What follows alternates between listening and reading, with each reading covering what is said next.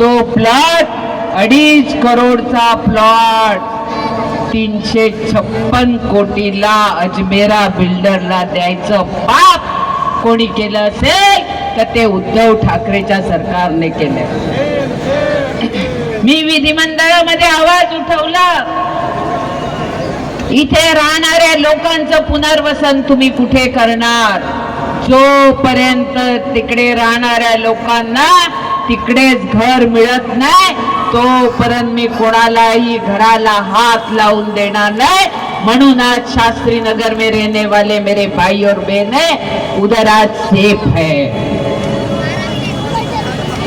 आज जिन्होंने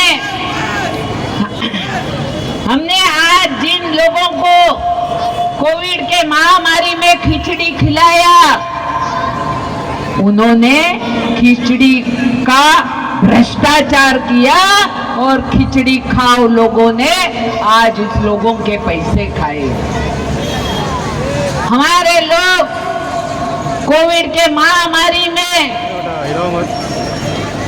मरते थे, उन सभी के कफन के भी पैसे खाने का काम किसी ने किया होगा तो महाआघाड़ी के सरकार ने किया है. भाई और बहनों, हमने लाडली बहना लाई, हमने 1500 रुपया हर एक मेरे बहनों को दिए. बहुत सारी बहनें मेरे पास आती है, ताई हमें पैसे नहीं मिले.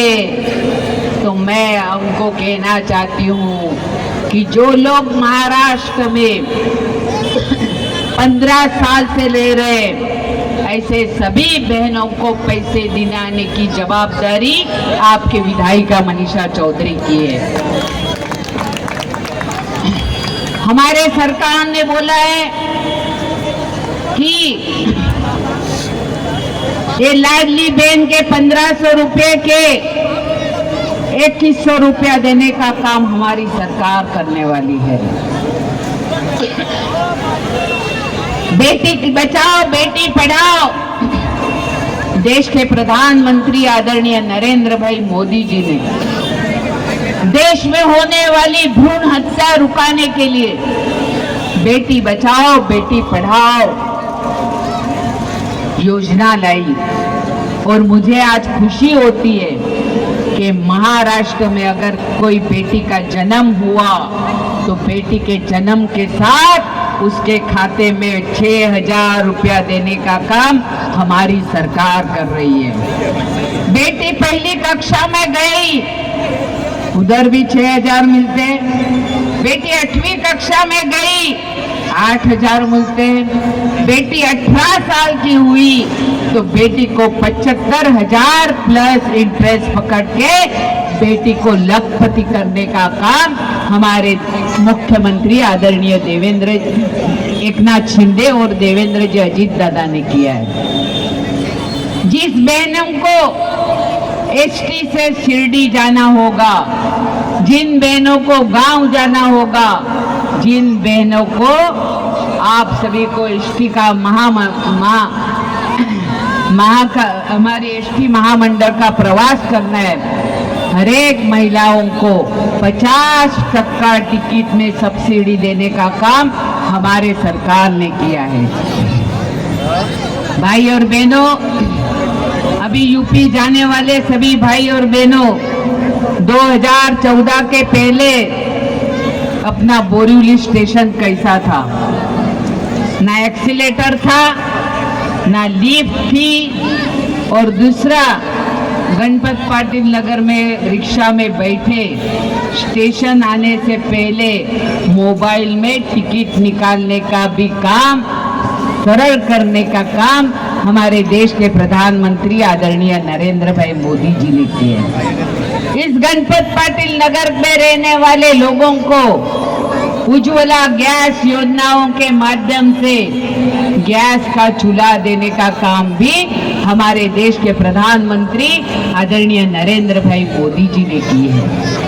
जनधन के योजना के माध्यम से कोविड के महामारी में सभी मेरे विधवा बहनों को उसके खाते में 500 रुपया भेजने का काम देश के प्रधानमंत्री आदरणीय नरेंद्र भाई मोदी जी ने किया है। भाई और बहनों, मुझे आज आनंद होता है जिनकी लड़कियां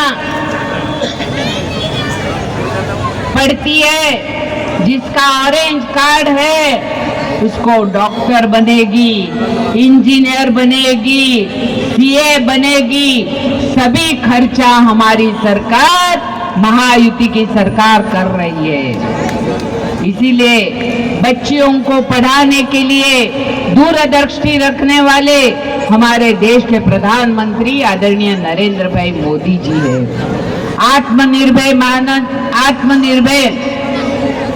भारत की ओर से जो फूल वाला होगा, जो फ्रूट वाला होगा, जो सब्जी बेचने वाला होगा, और मेरे फेरी वालों को स्वनिधि के माध्यम से पहले 10,000 रुपए मुंबई महानगर पालिका के ओर से दिए। 10,000 जिन्होंने भरे उनको 20,000 मिले, जिन्होंने 20,000 भरे उनको 50,000 मिले, और उसके साथ साथ आंगनवाड़ी सेविका, आशा वर्कर, उन सभी का पगार बढ़ाने वाली हमारी महायुति की सरकार है। मैं मेरे भाई और बहनों को कहना चाहती हूँ कि आपको इस योजनाओं का लाभ लेना है।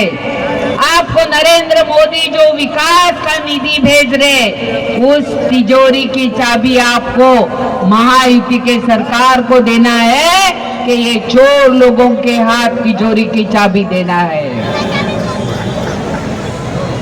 आपको सही विधायक चुन के देना चाहिए। आपको जैसे हमारे संजय नाइक ने बोला कि मनीषा ताई होगी तो ये प्रोजेक्ट पूरा होगा, नहीं तो दलालों की, जो दलाल आज आपको एक झोपड़ी के लिए ये कर रहे हैं, ऐसे गणपत पाटिल नगर के लोगों को, रहने वाले को हर घर से घर सैंक्शन करने के लिए ये दलाल आपसे पैसे लेंगे।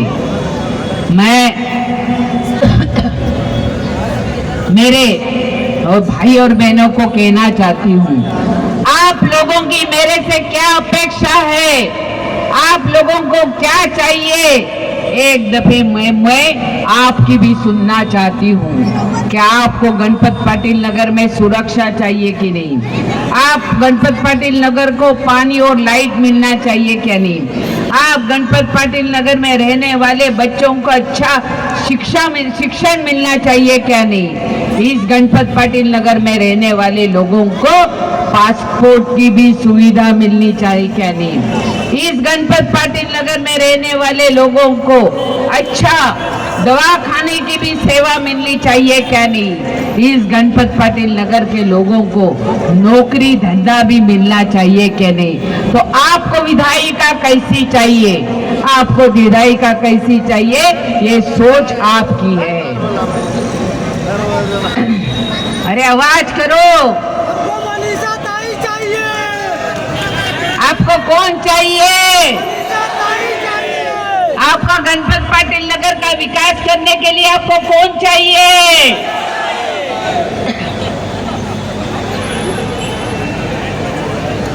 तो घर में अपने माता बहनें भी, आप काम पे जाएंगे तो माता बहन भी सुरक्षित चाहिए क्या नहीं?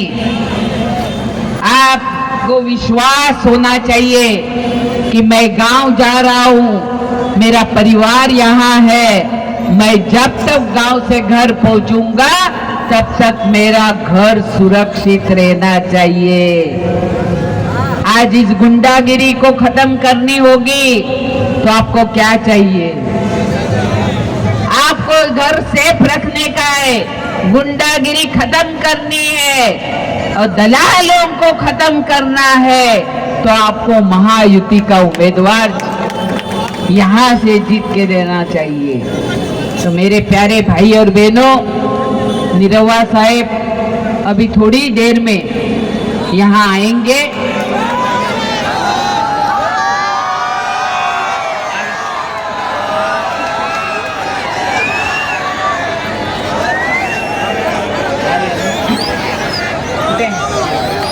अरे तब तक मैं बोलती हूँ ना, मैं थकने वाली नहीं हूँ।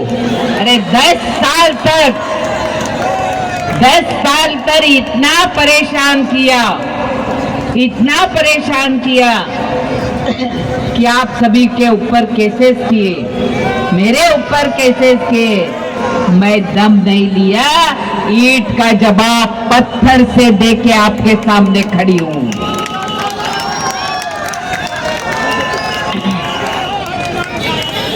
हमारे युवा गणपत पाटिल नगर में रहते हैं, उस युवाओं को कौशल्य विकास के माध्यम से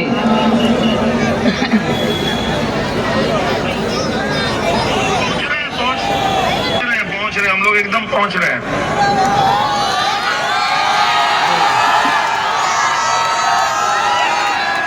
आ रहे हैं, आप लोगों के पास ही आ रहे हैं, बहुत तेजी से आ रहे हैं।